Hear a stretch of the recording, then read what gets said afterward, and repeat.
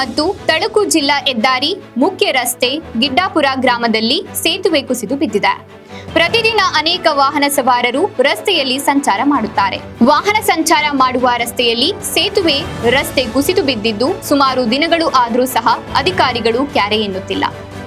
ಲೋಕೋಪಯೋಗಿ ಇಲಾಖೆಯ ಅಧಿಕಾರಿಗಳಿಗೆ ಸ್ಥಳೀಯ ಜನಪ್ರತಿನಿಧಿಗಳು ಗ್ರಾಮಸ್ಥರು ದೂರವಾಣಿ ಕರೆ ಮಾಡಿದ್ರೂ ಸಹ ಸ್ಪಂದಿಸುತ್ತಿಲ್ಲ. ಕೂಡಲೇ ಸಂಬಂಧಪಟ್ಟ ಅಧಿಕಾರಿಗಳು ಸೇತುವೆ ರಸ್ತೆ ದುರಸ್ತಿಪಡಿಸಿ ವಾಹನ ಸವಾರರಿಗೆ ಸುಗಮ ಸಂಚಾರಕ್ಕೆ ಅನುವು ಮಾಡಿಕೊಡಬೇಕೆಂದು ಒತ್ತಾಯಿಸಿದ್ದಾರೆ. ಇನ್ನು ಯುವ ಮುಖಂಡ ಗಿಡ್ಡಾಪುರ ಬಿ ಬೋರಯ್ಯ ಮಾತನಾಡಿದ್ರು.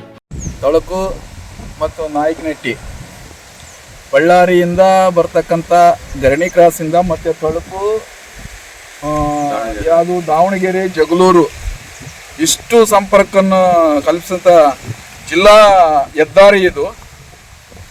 ಒಂದು ನಿಮಿಷದಲ್ಲಿ ಅನೇಕ ವೆಹಿಕಲ್ಗಳು ಓಡಾಡುವಂಥ ದಾರಿಯಲ್ಲಿ ಸೇತುವೆ ಕುಸಿದು ಬಿದ್ದು ಸುಮಾರು ದಿನಗಳಾದ್ರೂ ಇಲ್ಲಿಯವರೆಗೂ ಸಹ ಅಧಿಕಾರಿಗಳ ಸ್ಥಳೀಯ ಗ್ರಾಮದ ಮುಖಂಡರುಗಳು ಫೋನ್ ಮಾಡಿ ಎಷ್ಟೇ ಸಾರಿ ಹೇಳಿದ್ರು ಯಾರು ಬಂದು ಇಲ್ಲಿ ಗಮನ ಹರಿಸ್ತಾ ಇಲ್ಲ.